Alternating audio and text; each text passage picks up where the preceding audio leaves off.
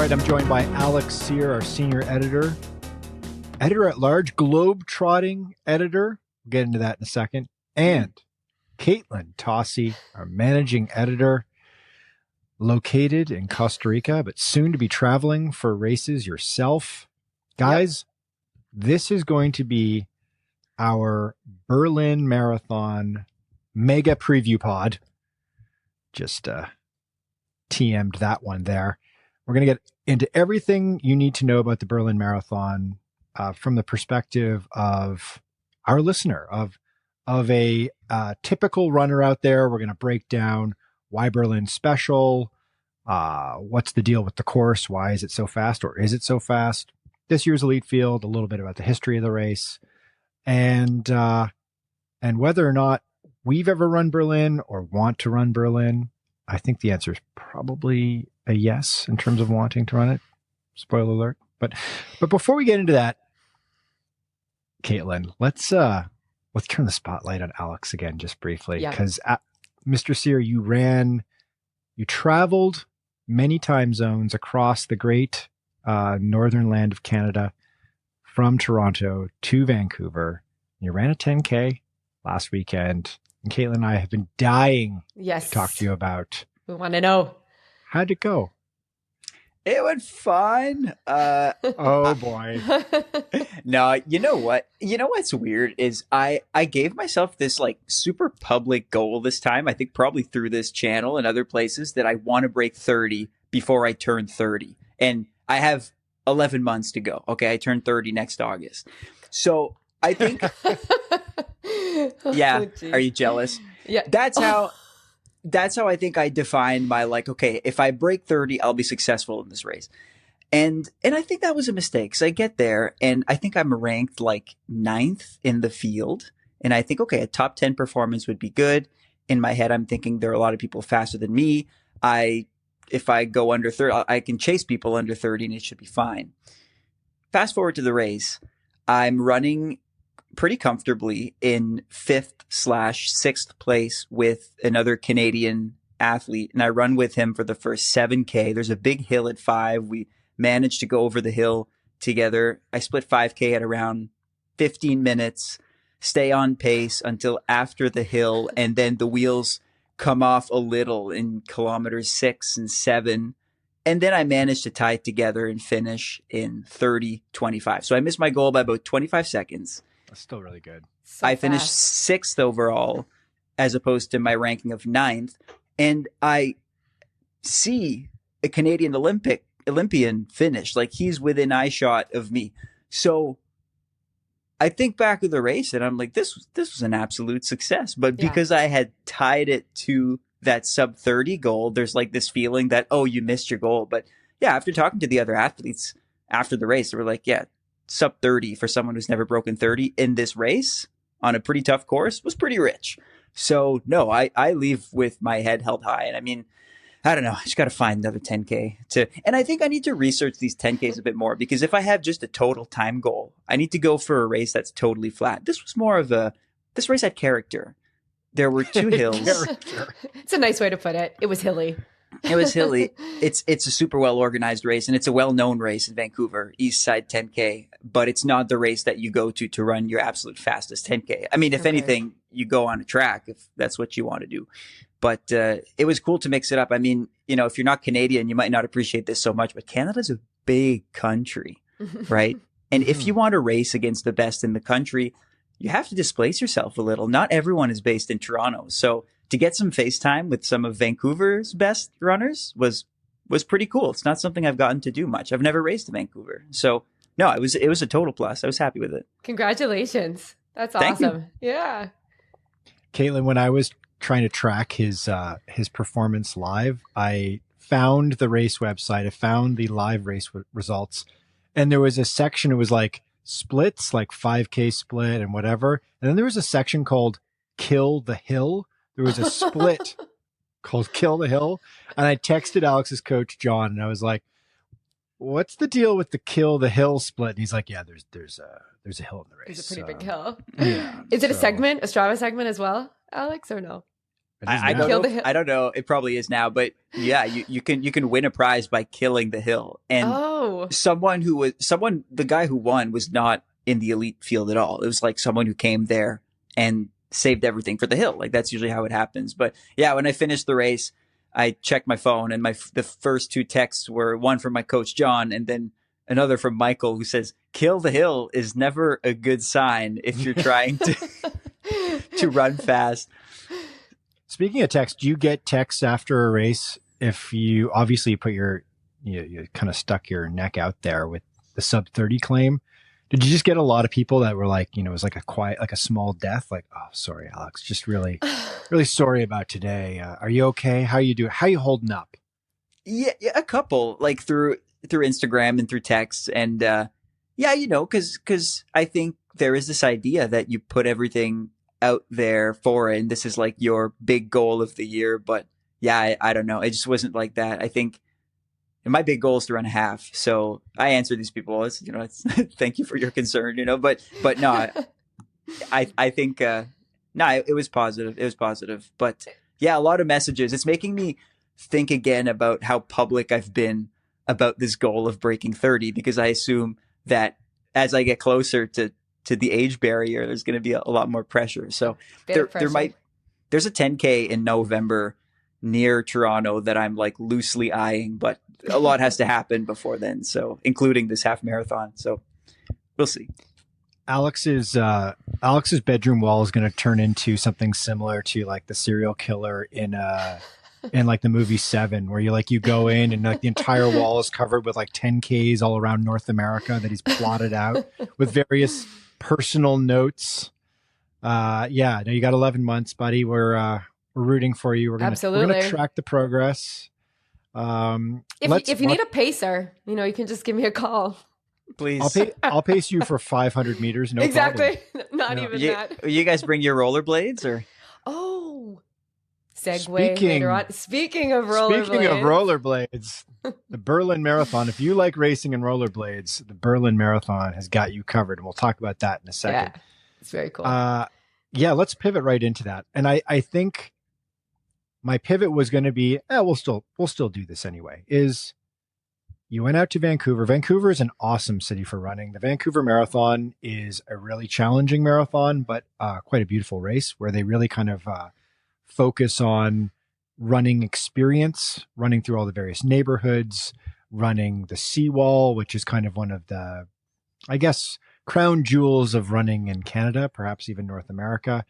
Got me thinking, guys, because we're going to talk all about Berlin in a couple seconds here, but these World Marathon major races in particular, I think they're special because they're basically clearing out a world-class city for you to run through for 42.2 kilometers, 26 miles, right? Which is kind of a wild thing to think about, especially when you think about races like a New York or a London, right? And Berlin as well. So it got me thinking, what's the coolest city run you've ever done? Katelyn. City run. It's got to be a city run because a World Marathon major is not going to be in a rural environment, which is kind of too bad because I think maybe some of the best runs in the world are not necessarily in cities, but yeah, I mean, a neat city run. Yeah, and I feel like when I go on vacation or something like that, I love to explore cities by running, but the roads haven't been closed per se if I've done that, because maybe I haven't run, a lot of marathons where the roads have been closed off. But I would say like when I traveled to Italy and I would, run Rome and run running through these cities to get to know them is obviously amazing. The road marathons that I've done was, Twin Cities in Minnesota. And that was a beautiful race because it was actually very suburban as well. Like you didn't just run in the city, and it was really nice having those like winding roads and hill. It was actually a pretty hilly race, and seeing like the suburbs and having this really beautiful road race. But I would say, running on vacation has kind of been the best way to get to see cities, and it doesn't have to specifically be a race for me. And it transfers the same with, trail running as well, that you get to see so many places that you wouldn't be able to see if you weren't doing that race or running that race. For example, those who have come to do the Coastal Challenge in Costa Rica, like you'll see the entire southern jungles and beaches of Costa Rica that you have to get to by boat to then run them. Cool. Yeah, it's super cool. And so I feel like that can also transfer into, you know, seeing cities that you wouldn't see, or that you, as you're mentioning, Michael, you would see them like shut down. I think that's amazing. And that's what I want to experience by starting to run the majors, is to be able to see a New York like feel completely shut down and no cars on the roads, or, you know, a Boston, my hometown, like that as well. But what about you, yes. Out? Yeah? Katelyn wants to run down Boylston and have it all to herself. All to myself. with maybe a few other runners around you. Yeah, exactly. Oh, wait, guys. Did you ran under 6 whatever minutes for your qualification time, Katelyn, for Boston this year? Yes. So you're in, right? You're in. I haven't received it yet, but they sent us an email that said we would hear by the end of the week if we got accepted. Okay. So I'm just waiting. I'm just waiting for the email. I hope so, because I'm getting really excited about it. I'm starting to like plan, and I really hope I get in. But yeah, we're going to hear by the end of the week. Alex Sear, best city running experience. Doesn't have to be a race, of course. Okay. Okay, I know I mentioned my favorite one, which was running through Reykjavik, Iceland at 5 a.m. when the sun was up, because it was May and they were in their long days. And no one was awake because their workday, it was a weekday, and their workday probably started at 8 or so. And so I was completely by myself running through the city. I know I've mentioned it, so I'll mention my second favorite one. I was in Lyon, France last year. It was also May. And I don't know if you've ever been to Lyon, but it's a very hilly city. It's like one of these like standard European cities that seems to be built on a bit of, it's not a mountain, but it's a hill. And so to get to any nice running route, you need to walk down the hill. After a few days of running into like the park, which is called Parc de la Tête d'Or, Golden Head Park, after a couple of days of that, I was like, okay, I want to challenge myself differently. So I made myself a route that went from the top of the Lyon Hill down to the park and back without using stairs, because there are many stairs, because most people have to go down this hill. So it was a type of serpentine route that took me from my Airbnb to the park and back. And I remember I was coming off an injury, so it also just served as like a weirdly highly conditioning hill workout of an easy run that I did a couple times. And it was pretty cool. So that's probably my number 2. And same thing, just a great way to get to know the city. My sense of direction like sucks. It's really not good.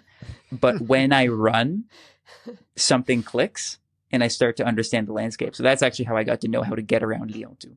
Survival instinct kicks I always in. need Possibly. backtrack. I always need backtrack on the watch. I never know where I am. But what about you, Michael?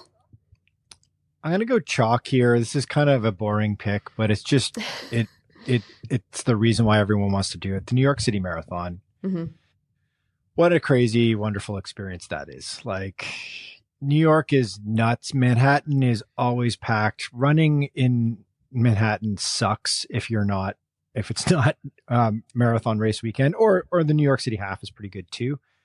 But actually getting to run the 5 boroughs and covering the areas you cover, and it's just incredible. It's just the best marathon. Now, was in London to cover the race and watch my wife run in the spring, and she had very, very positive things to say about London, and I think she was sort of swayed by that as maybe the best marathon she's ever run before. And she's done New York, she's done Berlin, she's done them all, I think, and save for Tokyo. So TBD on London. And I liked running around London, but running around a major city is really tough when when the roads aren't closed down for you. So right. I would say this is like the most like no shit thing ever for me to recommend to people. But New York City Marathon, get into that, stuff that ballot, get into the marathon if you can. It's worth doing. It's incredible. All right, let's pivot right into the marathon major in question that's coming up this weekend. We're recording on Tuesday. Berlin is this Sunday, September 29th. Race starts at 8:50 a.m. local time is the starting gun for the elites. And then the mass fields start at around 9:15, and there's like I think there's 4 waves that go out between 9:15 and 10:30. So if you know somebody running the race, you got to figure out exactly when they start. Going to be streamed on Flow Sports, so Flow Track in Canada, the United States, the UK, and a couple of different territories as well. So you need that subscription to watch the elite race, which, kind of sucks, but is sort of par for the course these days. Pretty expensive subscription as well. But we'll be watching it. We're going to do a live instant not a live. We're going to do an instant. Don't worry, guys. 1 a.m. again. We're not doing the 3 a.m. live instant reaction pod. We'll do one at some point in the morning and then pump it out mid-morning, middle of the day, Eastern time on Sunday with our thoughts on the performances and on the overall experience of the race. This year's a big year. 50th anniversary. So this bad boy started back in 1974. None of us were alive in 1974. Oh, really? You guys were kicking around? I was a 12-year-old boy in 1974. An interest in cross-country running. No. No, Alex, we were not. I know he sees us as, grandparents, but we were not, Alex. It's my favorite lame bit. Keep going. The Alex is so young. Is that how old are you guys anyways? Yes. Yeah. So back in 74, a running nerd who is apparently a baker just decided to start a marathon. And there was like many of these other marathon majors, super small field. I think it was, I got the numbers here. It was like 200 and change runners, I think. Yeah, I think 244 finished. It started with a little bit more and 244 ended up finishing. 10 women finished the race. Yeah. A little bit of a weird gender bias there, and which actually remains. I was surprised to see this, but it's still sort of 70-30 men, women finishers in this race, which kind of sucks, but it's just the way things are in Berlin, I guess. And it's grown, obviously, substantially. This year's the 50th anniversary because they missed the COVID year. So this is actually the true blue 50th running of the Berlin Marathon. And they've expanded the field quite a bit. Usually there's 35, 40,000 people. This time around, I think they're aiming to hit 50,000 plus runners, which would make it one of very few races globally that is that big. I'm just thinking off the top of my head, New York is that big annually. London was that big this year for the first time, over 50,000 people. Paris has hit 50,000 people, I think, a couple of times. Wow. I don't think Valencia has scratched 50 yet. And Chicago doesn't either. Chicago's usually sort of in the 40s. So, and Boston doesn't either, right? I mean, that's on the smaller side, right? Much smaller side. Yeah, that's locked into around 30,000. Yeah. I think the 1 year, their 100th anniversary, they expanded it out to 40 or 45,000, but they've never gone to 50. No. Having run Boston, you just can't imagine 50,000 people running down that course because it's like a country road, right? Right. So, yeah. It is. I have been told that Berlin is a pretty congested race because it starts right at the Brandenburg Gate, right at the sort of in the heart of the city.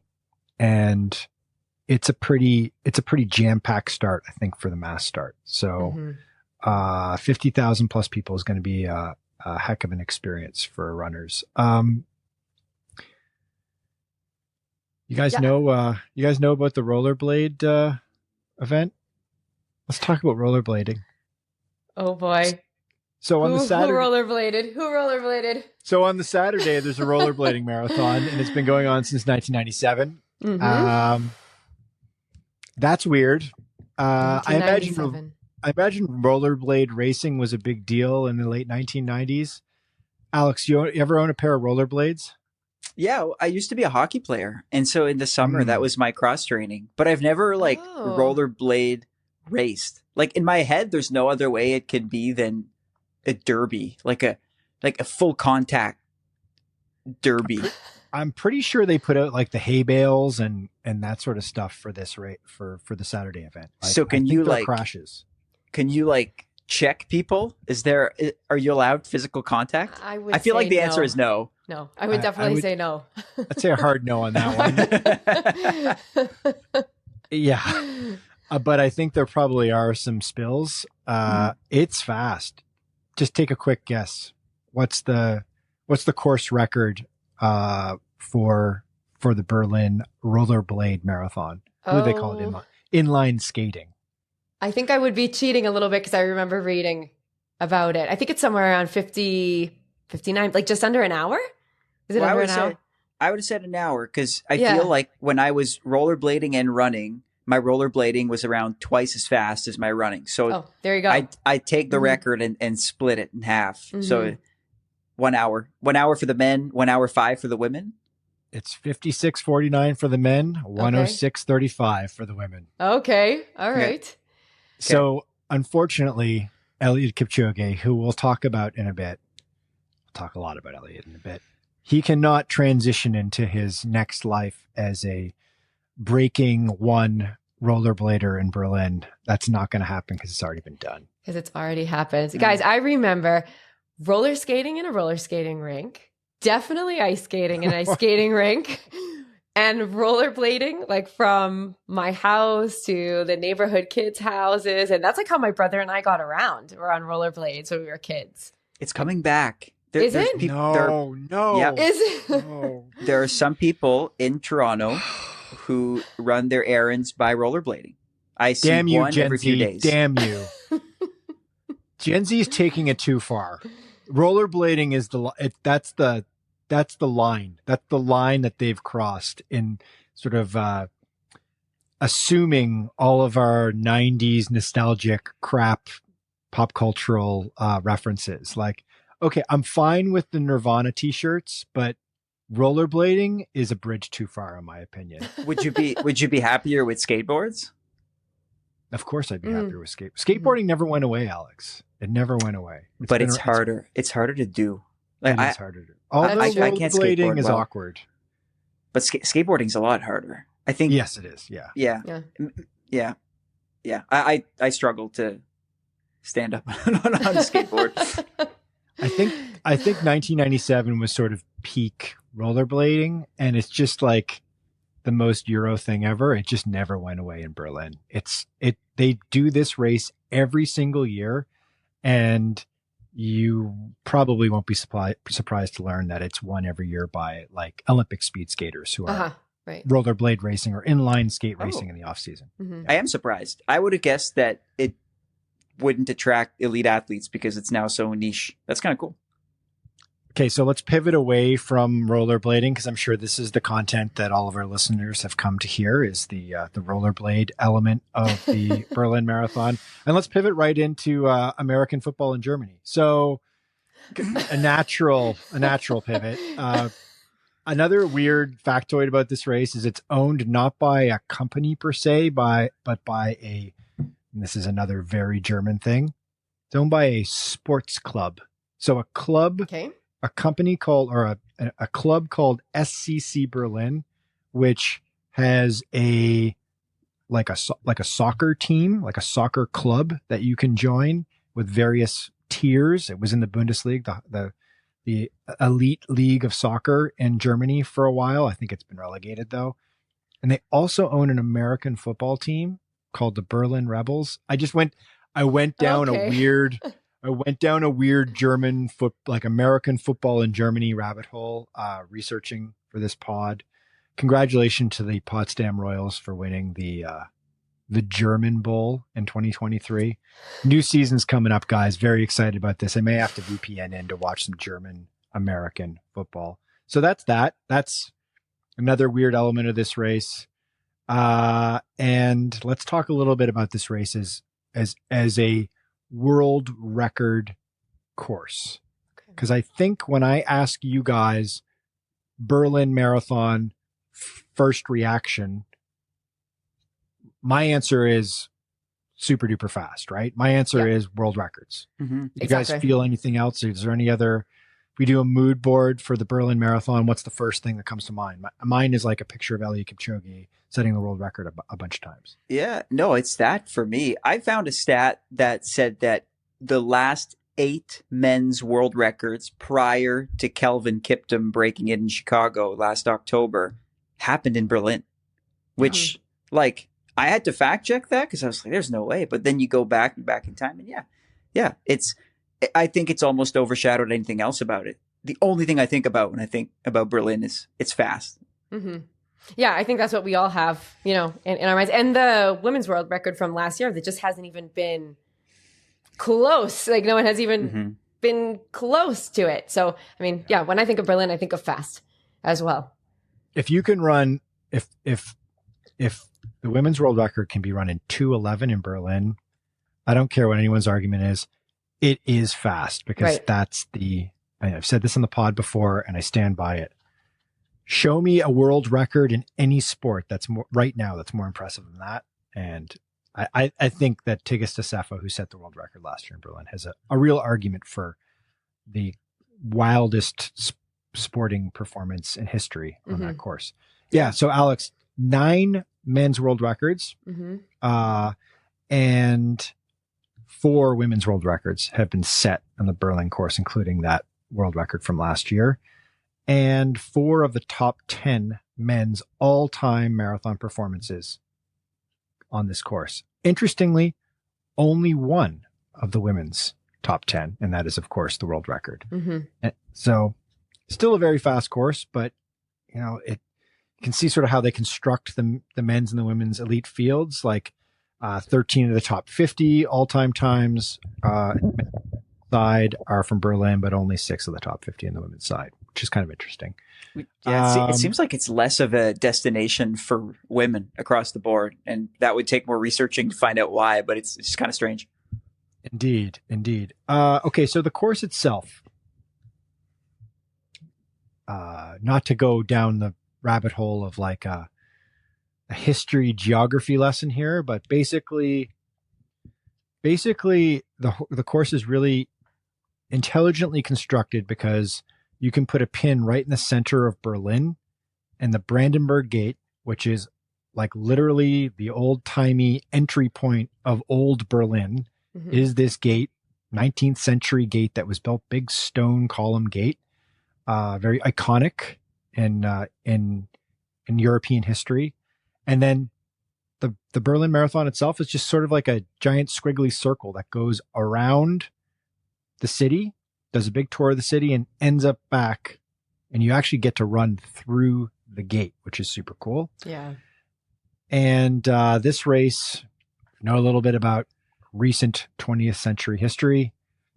So this race started in 1974. So that means that this race took place for many years during the Cold War, and the Brandenburg Gate actually had the Berlin Wall like blow right by it. Like, so in 1987, when Katelyn and I were both in our 30s, and we're watching Ronald Reagan give the famous speech in front of the Berlin Wall, he's actually the Brandenburg Gate is behind him, and then the Berlin Wall is right behind the gate, and he's saying, Mr. Gorbachev, break down this wall, like pull the famous like bring down this wall speech that sort of precipitated the end of the Cold War and the fall of the Berlin Wall.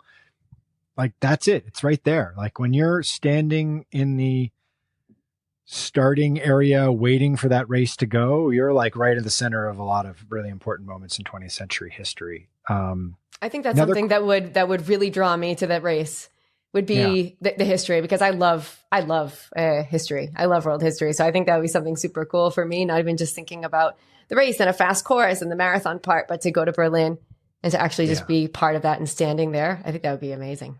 Yeah, same here. I don't know what it is, and I think this has gotten attention in mainstream media in the last year for some weird reason, but I think there's a point in time where men start to think about history. They talk about the Roman Empire.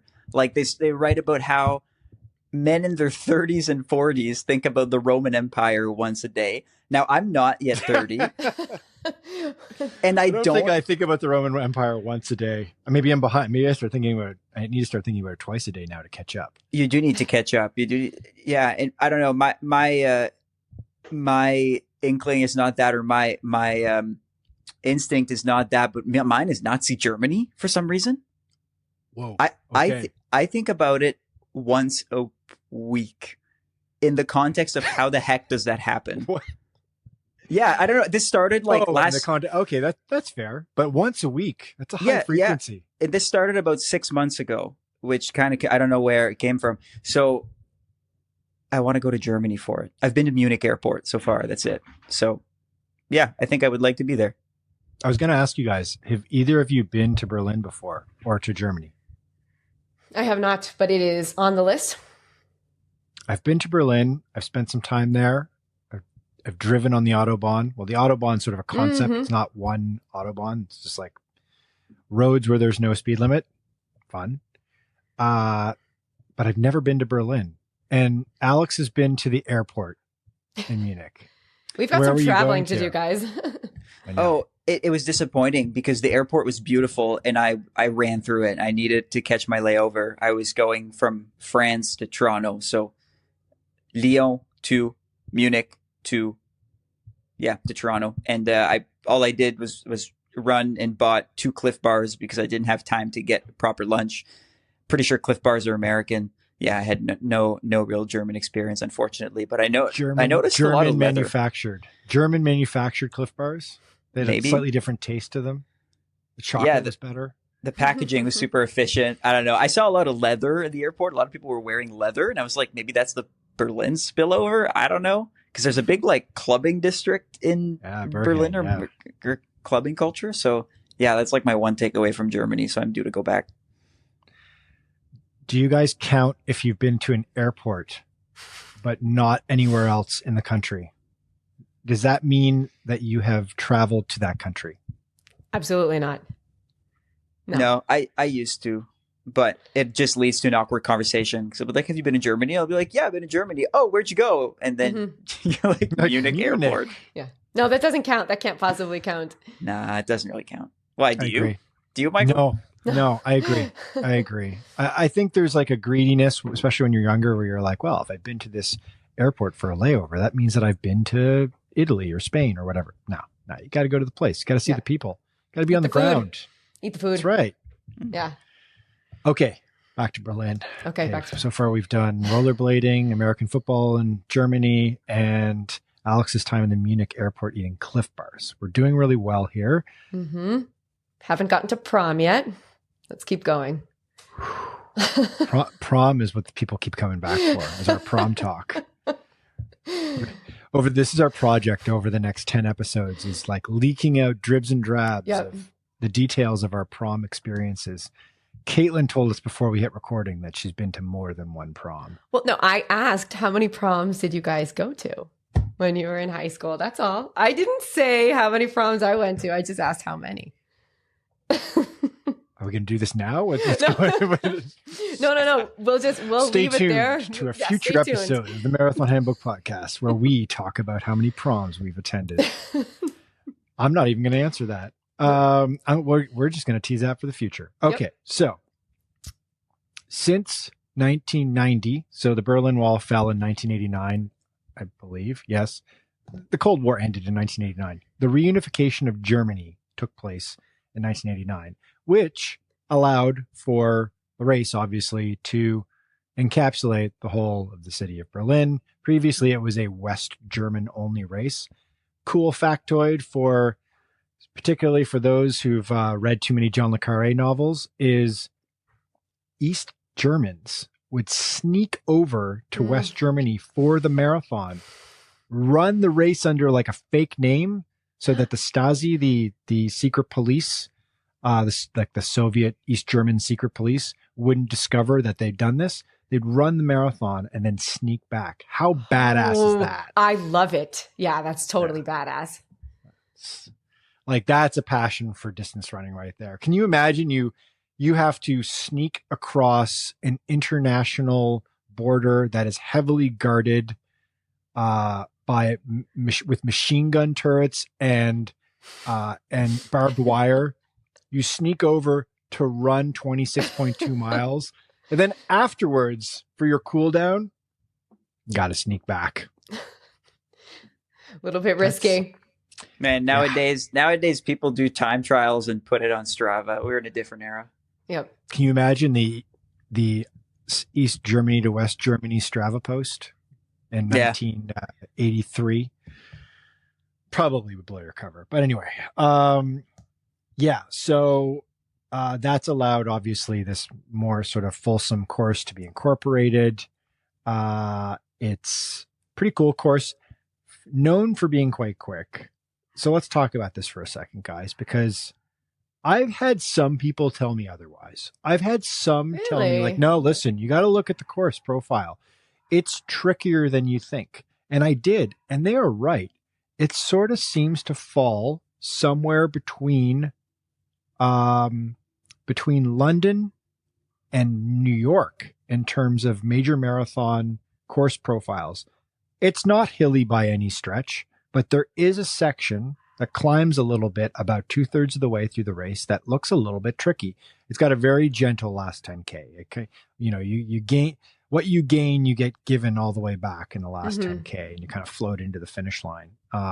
But it also has a shitload of turns. I counted over 40 turns. Oh boy. Okay.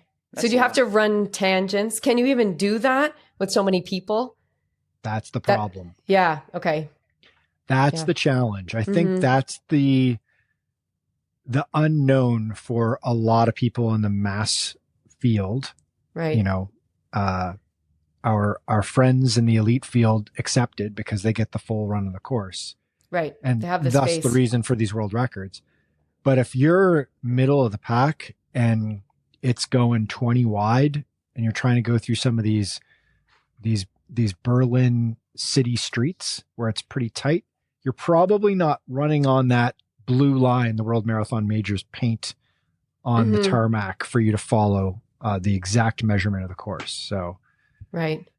Yeah, that's interesting. That makes me kind of like second guess Berlin a little bit as just like my idea of it is like a super fast race. Yeah, the crowds might have something to do with that. It might be a little tricky, like you're saying, not for the elites. So that's why they're getting those world records. But for you or I, well, maybe just for me, it might be a little trickier being in the groups. And what about the weather?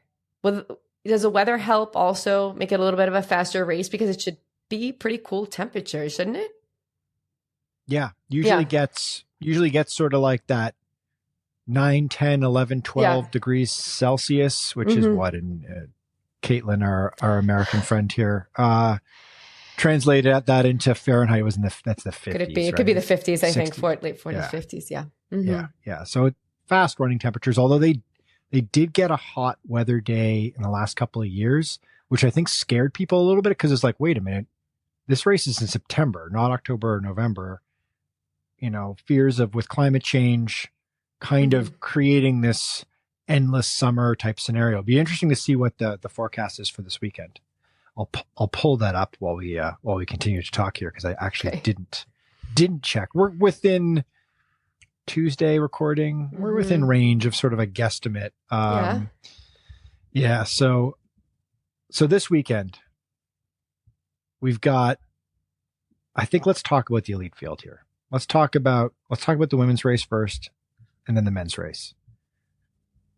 What's the vibe, guys? Women's race. What's the overall of the elite field first? Let's be honest. Honest? Honest. Two people conspicuous in their absence. One woman, one man. I think that's. Let's go woman first because we'll talk about the guys after. Well, I mean, on the women's side, it's that the fact that Tigst Assefa isn't there. She's become like Miss Berlin the last couple of years, 2-time defending champion. And again, I mean, how much can we harp on the 2:11 as a generation defining performance? But it totally is. And I think that's what defined the Berlin Marathon the last couple of years is her presence there. And the fact she's not there is, you kind of lose a flavor of the race, but it's like Kipchoge, how we talk about, when he's not at a race or he's not at his best, it opens up the field for someone else to come in, or maybe 2 or 3 or 4 people to battle it out in the front. So the fact that we don't have a huge familiar name in the front of the women's race might actually be a good thing. And it's not that everyone is an unknown either. I'm personally very excited to see Genzebe Dibaba on the marathon course. She's done it a couple times. I think she's scratching the surface. She's one of the fastest track athletes ever to exist. And I'm curious to see if that eventually translates into a wicked marathon. I think she has a couple marathons in her legs, maybe rust busters, and it might just be a matter of time before she throws down something huge. So I think that's what I'm most looking forward to. I think that I'm looking at, I've been looking and reading about her as well. But even though Assefa isn't going to be running, I did read that she's going to be there at this, and I wonder if she's going to be there to also kind of be the cheerleader for her running partner or her Cool. run, or like because there's a Katema.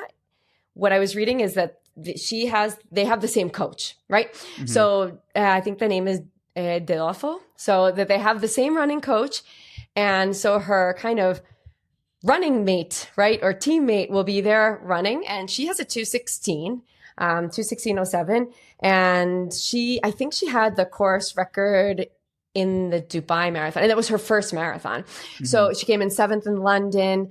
And so I wonder if we'll see something really exciting from her, and see how her training maybe mirrors something that Assefa has also done. So I think she's kind of the one that I'm on the lookout for, and I want to see how she performs, being her teammate. So this is Tigst Assefa, not to be confused with Tigst Assefa, right? Who they train together. Assefa, world record holder, 2:11. Tigst Assefa, who is, I think, far and away the favorite to win this race. As you said, Katelyn, 2:16 in Dubai this year in her debut. Fastest debut in history, which is pretty impressive, obviously. And I think it's 9th fastest all time. So are we going to get a situation where a relative unknown marathon runner, similar to Tigst Assefa this past year, somebody who is not super on the radar of the casual fan, is she going to go from 2:16 to 2:10? Is she just going to come out of nowhere and just absolutely smash the world record, kind of like Assefa did, and become suddenly this superstar in running that we start wondering more and more about? Or will we just see an incremental game, or will she even win? That's a big question mark. We can answer that before we move on to the men. But I guess that has me pivoting, Alex, to the question of, are we going to see something sensational in this race? Or is this one going to kind of get lost in the shuffle and the kind of hangover of the Paris Olympic Games that kind of sucked up all the top level talent and has left Berlin being a little bit of a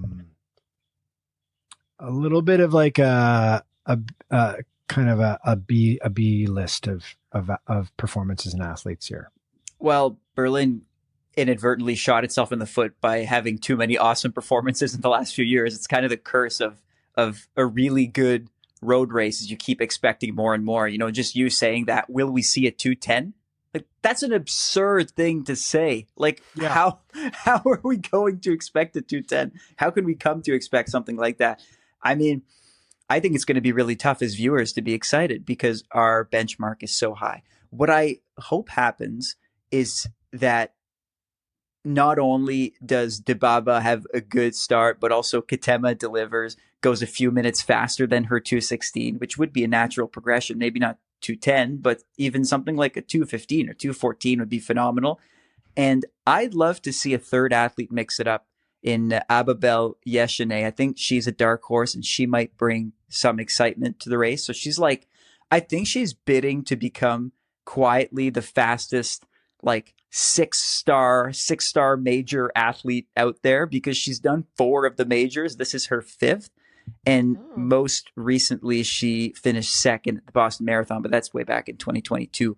But she has 2 silvers and 1 bronze at marathon majors. So I don't know. I feel like you have a trio of athletes, all with different stories, who converge in this to try to do the same goal, to win. You have the track athlete, you have the marathon major veteran, and then you have the new up-and-comer on the marathon scene. So I think if you buy into that story, it ends up being pretty exciting on the women's side, and without knowing that there's a clear favorite. So I still think that if you can appreciate the race for what it is, it can end up being pretty exciting.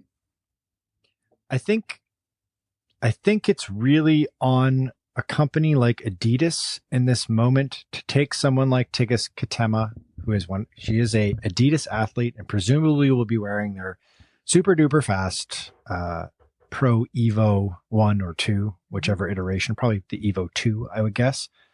So she'll be their featured athlete, and it's kind of on them. I've been thinking about this. I've been thinking about Kipchoge a lot this week. I've been thinking about the legacy that guy created and how that legacy was built.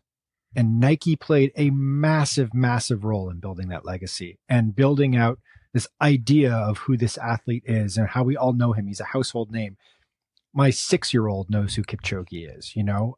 He's somebody who you might get in a conversation with someone that's not a runner, and and they find out that you're a runner. Like, Alex, you're at like, one of these weird board game nights young millennials play instead of, going to a bar or whatever. And you're having a chat with some stranger, and they're like, "Oh, you run." And you're like, "Oh, are you a runner?" And they're like, No, but like, oh, like that Kipchoge guy. I know that Kipchoge guy, right? Mm-hmm. Because he has sort of permeated the mainstream, and Nike had a huge role in that, right? Mm-hmm. They got him, and we'll go into this a little bit more when we talk about the men's field, because I think the fact that Kipchoge's not there is sort of the biggest story of all. But I think it's up to Adidas. Take someone like Assefa, like they have done with Assefa, and have us know who this person is a little bit more. Build up their brand, build up their athletes, introduce them to the world in more detail. Use this platform in Berlin to do so, particularly if she wins, particularly if she runs a hot time. There we go. There's my soapboxing for this episode. I like to get that in once an episode. Get to old man yells at clouds. Let's talk about the men's event. Oh, before we leave the women's event, predictions. What do we think? Who do we think's going to win? What do we think in terms of a time? I'm going with Katelyn, and I'm gonna also agree with Alex. And I'm gonna say it's not like she's gonna hit Assefa's time, but maybe shave off a minute or two from her previous time. So maybe 2:15, 2:14. And I know, Alex, you're going with Dibaba, right? I don't know. I think Dibaba's actually a gamble. I would love to see Dibaba break out and become a star. Kind of like a Sifan Hassan type thing that, track athlete becomes amazing marathoner. I don't know if I would bet on it. I probably agree with you, but just because I want to maybe bet against you, I'm going to go with Abibel Yeshane. And we got to create some competition here. Let's do it. $10. $10, let's do it. I mean, Canadian dollars? Sure. Okay, so... So like $4 American. $4 American? No. An American coffee? Maybe. All right. Yeah. When we meet in America, but I think the case for Yeshane is the experience, and I think a 64 half marathon, which Yeshane has, is nothing to sneeze at. I think when all is said and done, Katelyn probably has more potential in the long term, given her quick and steady progression. Mm-hmm. But at this point in their careers, I could see Yeshane using her experience and taking the win. So I'm going to bet on her. Okay. Michael? Yes. Yeah, it's too bad we don't have like odds here. So we could, because odds obviously steer your decision making, right? Mm-hmm. Like you'd probably get like Yeshane would probably give you pretty good odds because she's kind of not the headliner here, where Katelyn is. So she's probably a better bet. I like Yeshane. I like her running style. I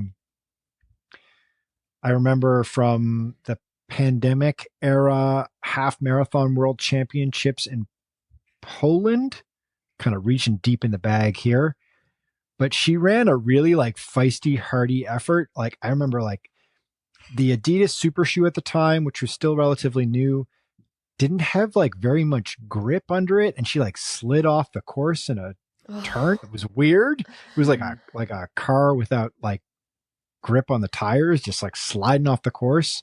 And I think she got tripped up at one point, and she still came, I think, top 2 or 3.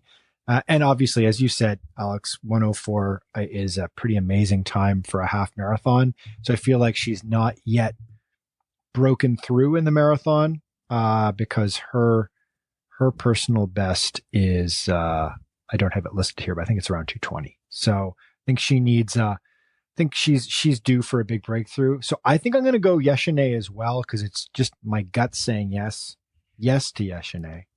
And it sucks that Rosemary Wanjero, who was second in Tokyo in March, she was kind of going to be the 1-2 punch of this women's elite field, and she has dropped, which stinks. And I'm excited for this race. It's going to be good, but it's sort of a question mark how it's going to play out. I don't think we're going to see a world record. I don't think we're going to see 2:11 or 2:10. That's for sure. It's going to be a tough one to break. Yeah. I can give you guys a weather update. Berlin meteorology update here. It's 9 a.m. It's going to be 9 a.m. It is going to be 8 degrees and mostly clear and sunny. Perfect. In Berlin. 8 degrees Celsius, which 46. is 46 Fahrenheit. Nice job, Katelyn. Yeah, got it. That's it's chilly. That's prime running weather. Is it perfect? That's perfect. Aren't there, I need to fact check this, but aren't there scientific studies out there that show that roughly 8-9 degrees Celsius is the optimal running temperature? Yeah. You'll talk to a lot of Ethiopian and Kenyan runners who say that they find that a bit cold. And so if you're one of the weirdos like us who will be up in the middle of the night live streaming this thing at 3:00 in the morning, you'll probably note that if it's 7-8 degrees Celsius at the start line, you might see some of the elite runners wearing like gloves, long sleeve, maybe even a toque, maybe even like the winter hat, which, probably will come off at some point in the race, but at least to start. So, but it is, I believe there's a pretty comprehensive meta-analysis of a whole bunch of top level marathons that were done over a long period of time. And I think the sweet spot is 8-9 degrees and overcast with low humidity is where you get the fastest races. Okay. Men's race. Okay. The men's race. It's going to be a weird one. Yeah. I think it starts with this. This is a crazy stat. This is the first time in 11 years that someone by the name of Eliud Kipchoge or Kenenisa Bekele have not been in the elite field at the Berlin Marathon. That's over a decade where these two guys dominated the race. Wow. Yeah. So this is a changing of the guard. Completely.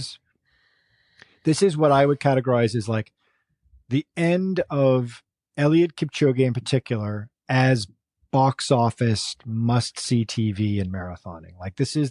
This is a real, I think the moment that we can pinpoint is the Paris Olympic Marathon when the guy stepped off the course. That was the end. And Kenny Bekele was, back there as well.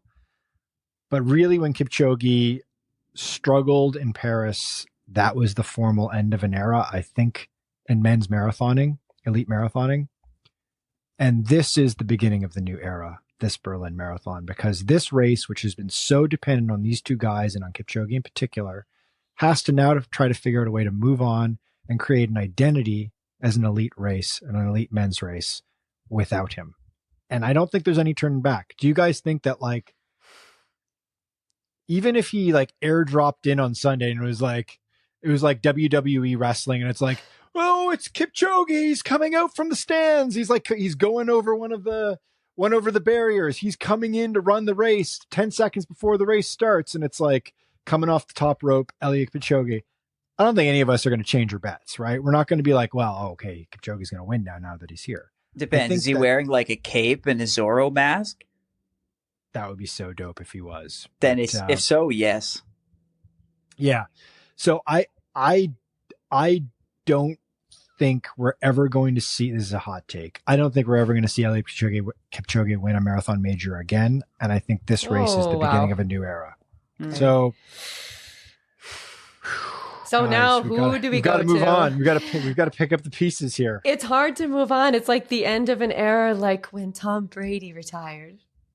Oh, here we are again. There's someone named Patrick Mahomes who begs to differ that this is an end of an era. I don't know who you're referring to. I ignore Patrick Mahomes. Okay, we're not going to get into Patrick Mahomes II. Come on. The So- future goat. Michael, be careful. Not today. Not today, because my poor Patriots are not having a good start. No, you're not believing in the who's your quarterback? Jacoby Brissett, but who's the guy? Drake May, the Drake May era in New England. Not It's all happening. right. It's all right. We just won't. We won't get into this today, guys. Sorry. Okay, I even sorry, brought sorry. it up. Well, back to running. It's very. Yeah, it's a difficult time for me. But we do have the third and the fourth place runners from last year running this year, correct? So we've got some. Wow, you're really selling it to us here. We've got. Yay. Yeah. We've got the third and fourth place runners from last year. No, but we've got to think it's after Kipchoge. I mean, you have I think there are like 14 athletes sub 206 times running, right? So I mean, it's pretty good. It's going to be a pretty competitive field, I feel, just looking at the times. I mean, 14, that's a bunch under 206. Yeah, there's a guy whose brother's good. Alex. What? That's right. Martin Lell's brother, who is who threatened for GOAT status about 10 or 12 years ago in the marathon. So his little brother, is racing. Who is his little brother? Cyprian Kotut is his name. Yes. Who's a 204 runner. Yep. Mhm. He's running. Okay. So I'll go through the list here. So Okay. there's 6 guys under 205. So it's pretty good. Yeah. Tadesse Bekele. He's our front runner. Mm-hmm. 203.24, third last year in Berlin. So he's run the race. He knows the course. He knows what the experience is like. He's the 19th fastest marathon runner in history by time, which I don't know, is both impressive and sounds kind of weird because it's, not top 10, but still 203.24. Still fast. Is damn fast. Yeah. It's actually wild. It's wild that a 203.24 is now 19th fastest of all time. Yeah. It wasn't long ago where the world record was just around that. Right. Anyway. That's right. Right. And after the days of rollerblading was the rollerblading days, we're looking at a 206, 207 world record. Ronald Career of Kenya, he came in fourth. As you mentioned, Katelyn, he's a 204 guy. Yeah. He was fourth here last year in Berlin. And another interesting name, your boy, Alex, Kibiwat Candy. Yeah. He is the former half marathon world record holder. Mm-hmm. But he's been quote unquote disappointing in the marathon because he's only run 204.48. Yeah, but he's another one. I'd put him in somewhat in the Dibaba category where you're not quite sure where his potential lies, right? A 57 is incredibly fast. Maybe it's just a thing where he has to figure out the marathon and do it twice, right? So I'm actually, he's the athlete I'm most excited to watch. He's probably I'll save my bets for later, but he's the one name I think that gave me excitement in the post Kipchoge Bekele era of Berlin. So I'm really looking forward to seeing what he can do. Yeah, he's performed really well on flat fast courses. I believe he is a veteran of the Valencia marathon experience. Mm-hmm. And as you said, 57:32 is his former world record time in the half marathon, which is just wild that someone can run 57 minutes in the marathon. And it's also wild that it's not the world record anymore. Mm-hmm. And that was also in Valencia, right? I think so. I believe it was. Yeah, I believe it was. Yeah. Yeah. They bring in the old stacked field for the half marathon in Valencia.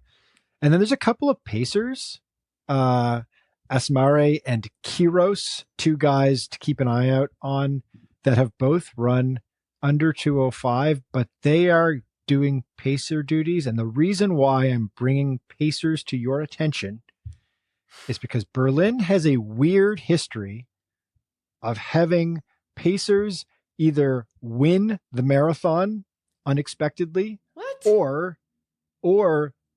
a weird kind of controversial finish involving a pacer. So many years ago, a pacer was the last guy standing in the race. The person he was assigned pacing duties to dropped out. So the pacer was just kind of I guess I'm going to win this thing. I might as which well happened. go. That was about 15 years ago that happened. And then also one year, Jeffrey Kamworor was pacing the world record holder at the time. I believe it was Jeffrey Mutai. I'm just going off memory here, guys. This is about 10 years ago in Berlin.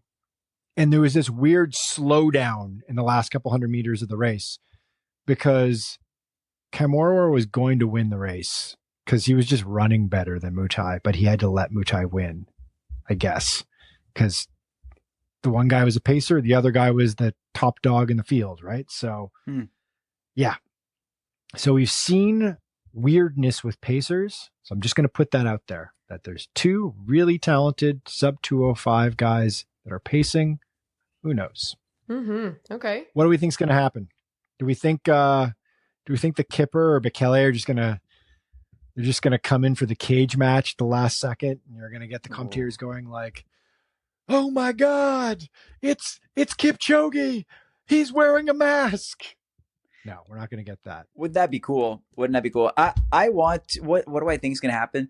Ooh, I kind of want to see one of the locals mix it up with the lead pack. And I think there's like a small Hendrik Pfeiffer. Yeah, maybe? Hendrik Pfeiffer. So we saw him in Houston earlier this year. That's where he ran his best time. He's a 207 runner. So, not personal best wise, he's not quite up there with the others, but you see that happen sometimes, right? People get emboldened by being in their home city. There's no jet lag. There's no problem. He's probably been prepping for this for a while. And I think that, it'd bring a bit of flavor to the race to see a local mix it up. So I'm kind of rooting for Pfeiffer. What I think is going to happen is I think this is a good stage for Kipchoge Candy's breakout race. He's been trying to figure out the marathon for quite a few years. He obviously has the talent. And, well, now there's kind of an open laneway to the podium here. So same thing. He probably wants the prize purse. He probably sees that it's very realistic that he could win. I'm guessing that he's made this his big race too. So those are my two predictions. My winner's Candy, and my dark horse for the podium is I'll give it to Pfeiffer. Oh, nice. I love it. Katelyn, what do you got? What do you think's going to happen? Well, any sort of men's marathon prediction? What are the tea leaves saying today? To be Who honest, is the next Eliud Kipchoge? Do we see? Oh, that the next I don't know. Do we see the next Eliud Kipchoge in this start list? Probably not. The thing is that I took a little bit of a deep dive into Candy, and I started to read about his story. And you guys know how I choose my runners, right? I never choose the runners the way that I should. So he was my pick, but now that Alex picked him, I've got to go against Alex. No, you can pick whatever you want. I can. Pick who you want. Okay, because I did have Candy, even though in this case he isn't the fastest runner, because for the women I chose the fastest runner as the one who I thought is going to win, but I did choose Candy for this one. So Alex, we're not betting against each other on the men's side. I don't know. All I know is I want Candy, so you decide. I'm with you. I'm on your side. I'm on your side. Nicely done. Okay. Michael? I'm going to go with Cyprien Kotut. Okay. Brother of marathon great Martin Lal. Simply to give me an excuse to tell a very brief Martin Lal story, which I just remembered. Okay, go for it. Him, Alex. A couple of years ago, I'm running on a well-known trail called the Beltline Trail here in Toronto in the fall. I believe it was Toronto Marathon Week. And I'm running along and I pass a dude and I'm running easy. I'm running 4:45 a kilometer, something like that. Easy. And I pass a guy wearing a Kenyan national team suit, like the full outfit. And he's got a winter hat on because it's 10 degrees Celsius. So it's in the 50s. It's cold. And he's got gloves on and the full Kenyan national team kit. And it's Martin Lal. And he's just crawling along. Wow. So cool. And he's just crawling along at 5:30 pace. It is true. The Kenyan shuffle is real. I felt like such an asshole going by the guy because I was like, this guy is so much better than I could ever possibly dream of being. And I am passing him here on my stupid I feel easy like run. I would have slowed down because there's a respect gap. You got to just leave the guy, or just I would have turned around. Yeah. Yeah, you like have to stay behind him. Like you're not allowed to pass him. Yeah, I would. Yeah. Yeah, just turn around. I didn't know who it was at first, so I kind of wanted to like eyeball who it was at first, and I'm fairly confident it was Martin Lowe. Wow. Can I Wow, share? that's Can so I share cool. my Kenyan sighting story? Yes. Of course, that's what we're here for. Has nothing to do nothing to do with Martin Lell, but this is from 2017. I'm living in Eastern Canada, Halifax, Nova Scotia. It's post university, so I'm working at a physio clinic and reception at a reception desk. And this one gentleman comes in and we get into a conversation and he says, there's so many good runners around this city. I say, oh, really? He says, I was running on the BLT trail, which is like a pretty popular running route in Halifax. I was running on the BLT trail this morning and this runner just zoomed by me. And as soon as he says that, my mind goes where? I ran on the BLT trail this morning. This guy's talking about me. Oh. I said, so I look at him and I say, oh, is that right? Because I was doing a tempo that morning too. And it was kind of steamy. So I thought, all right. I say, okay, you were. He says, yeah.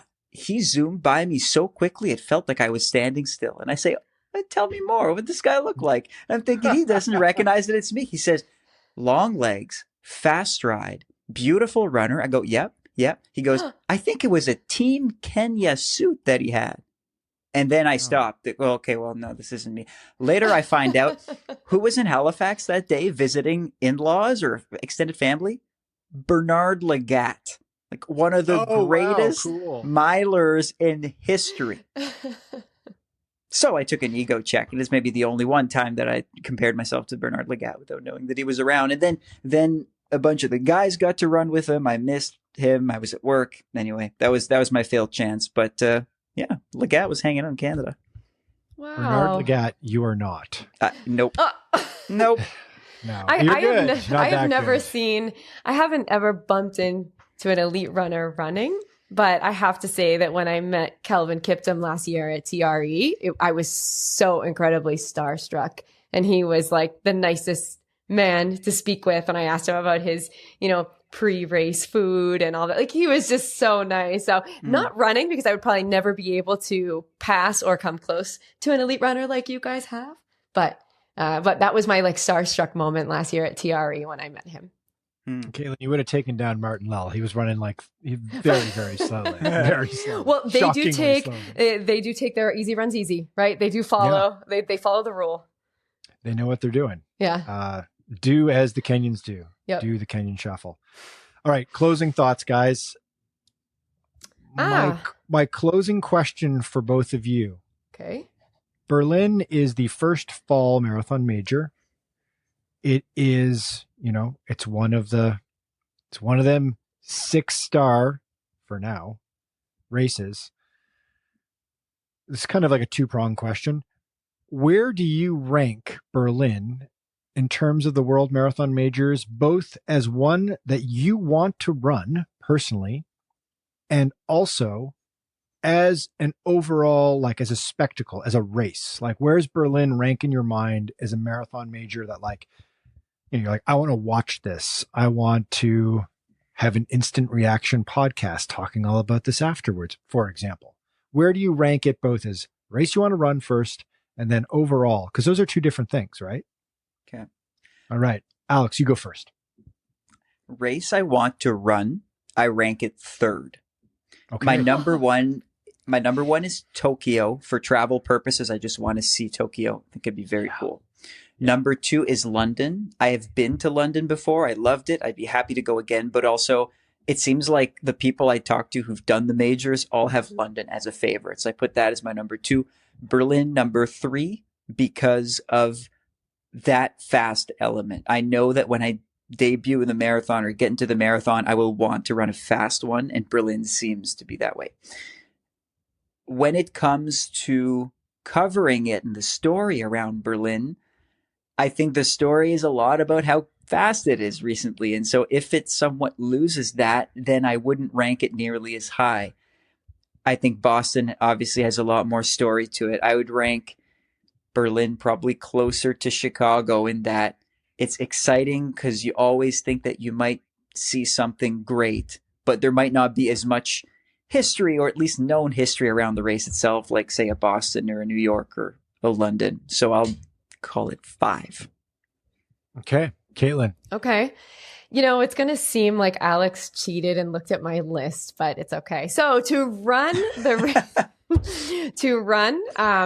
because, okay, guys, I'm going to be honest. Last week when we had our podcast and we started talking about the marathon majors, now the marathon majors were never on my list.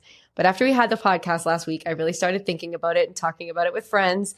And I decided that I do want to do it. So you see, you guys gave me the bug with talking about them. So I definitely want to do it. So I actually made the list in my head, already kind of thinking about it. I know there are lotteries and such, and I have to be lucky to get into a lot of them. But Boston is number one for many reasons, right? Boston is number one because it's my hometown. I'm hopefully going to be running it as my first major, so I'm excited about that. I put London as number two, Alex, and that's because I want Michael and Alex and I to run London together. That's why I love this. I love this like brewing concept. You're working on it. You're bringing it back up. You're workshopping it. We're gonna will it into existence. Yeah, I'm like 2026. putting the bug in your ears because I want us to run London and get Thomas in there too. I want Thomas to go with us too. So we got to run and Ambi. We all got to run London together. The whole team. I love it. The whole team. And so then I also had Berlin as number three, because I think that it's going to be super fun to run, the history, everything that is Berlin, that I would love to go to Germany. I would love to go as a touristy thing. New York is then the next one because of what Michael has been saying about running through the boroughs. It just seems like it would be a really cool race. So I also had Berlin as number three, and pretty close to the same for covering it because of this, actually the same reasons as why I would want to run it. And I think the history is really rich, the fast times, the world records. So it kind of sticks around the same in the middle for me for both reasons. What about you, Michael? Okay. Yeah. I just jotted down my list because I realized I hadn't made one. And like I'd been thinking about it for a while. It's an interesting question. It's something it's like a list that kind of moves around, I think, over time, Okay. and it really depends on what races you've already run before and so on and so forth. In terms of my hierarchy of marathon majors for experience and running myself, I have New York at the top, even though I've run it before. And the reason for that is I ran New York once in 2017. I was covering it, so it was a professional duty. It was a very weird experience to both run the race and be covering it at the same time. Mm-hmm. I stopped something like, I don't know, like 25 times or something on the course and did like Instagram live hits throughout of like the various features of the course. Like I came up with this whole list of various like famed bands playing on course, different spots in the race, the bridges, all these various vantage points. And I was like, run, stop. Here's the bridge. Run, stop. Here's the high school band that plays Rocky over and over again for the entirety of the race. Run for a bit, stop in front of like this Baptist choir that performs in front of a church every year. So kind of this like immersive experience that was a really weird way of running a marathon. It was enjoyable because like I just sort of like ran it easy, but I'd like to go back and actually just like run it for real on my own. So I got New York. That's Okay. top. Okay. Then I got Tokyo, as for all the reasons Alex said. Tokyo, travel experience, one of the top places in the world I'd like to travel to.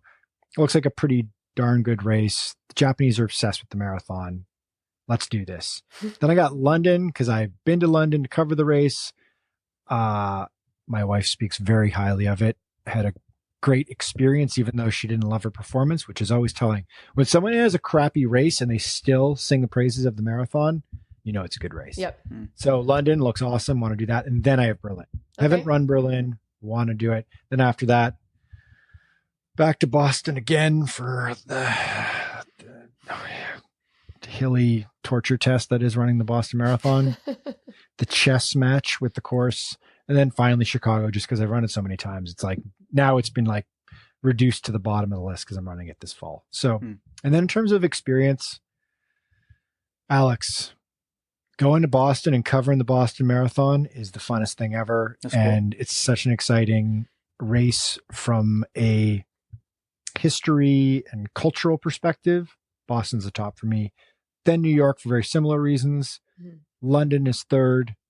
Chicago, Tokyo, and I got Berlin last right now. And the reason why I have it last is just I feel like it's sort of, just for this year, it's like lacking a bit of identity. Like I want Tigst Assefa back on the start line next year.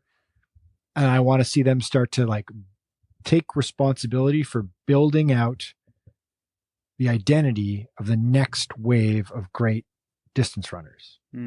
That's on, it's on Adidas, it's on Nike, it's on races like Berlin. It's their responsibility to do this. Let's go. Let's do that. Make a prediction. Yeah. In 2 years' time, 2026, Joshua Cheptegei and Jacob Kiplimo will line up in Berlin and steal the show. The two Ugandans. Kiplimo, by the way, has the half marathon record, right? He's the one who took it away from Kibiwott Candy, and Cheptegei, obviously the Olympic 10K champion. That's going to happen, and I think that's what's going to bring the identity back to Berlin, because the identity is that it's fast. I don't think Berlin can go away from it. They're in deep trouble if they can't produce fast times for a couple of years, but my guess is that they're fighting to get that back. So hopefully this year, if not, hopefully soon. 2025, Berlin breaking 2. That should be their project. Ooh, next year? That should be their project. Amazing. Next year, I mean, there's the World Championships in Tokyo in the summer. They should just, because someone's going to do this. Some event, some race, be it one of these marathon majors or our friends in Valencia, because they're already kind of teasing at this for this year. If it doesn't happen this year, which it probably won't, in 2025, someone, or 2026, one of these two next couple of years, someone is going to need to bring a shitload of money together and just bring all the best, all the total killers in to try to break sub 2:11 or 10 in the women's side, and then 2 hours on an official course. Because as we know, Kipchoge did it in 2019 on like a test event that was designed for him, right? That would be cool. That should be Berlin's goal for next year or the year after. Whether or not they want to put that together, well, it's up to them. All right, guys. I think that's it. I think we've done it. I think we've covered off. This is the most complete preview out there on in the pod universe for the Berlin Marathon. Until next week, make sure you subscribe to our newsletter, Monday to Friday. Katelyn Tossi, you are one of 2 overseers of the great newsletter, along with Jesse Carveth, our teammate and news editor. Alex Sear, what you got coming on the YouTube channel? What you just put a video out? We just put a video out, a review of the Brooks Glycerin Max, which is a wild super shoe, I guess super trainer. We're in New York doing a review, so that was pretty cool. I'm like working in the background on a breaking 30 video, for which I need, to break 30 minutes over 10K. So we're still workshopping that, but we're gathering clips slowly. We'll be sending the documentary crew to every single 10K you do over the next 11 months, just like with bated breath at the finish line. It's like 35 seconds. Shit. We gotta go. We gotta go for another one. It'll be like a $200 million project to capture Alex breaking 30 minutes in 10K. But we're working on it. Another video I'm working on is I think people want to know how to break 15. That's what I've been told. And so that's caused me to like look internally and think, what is it?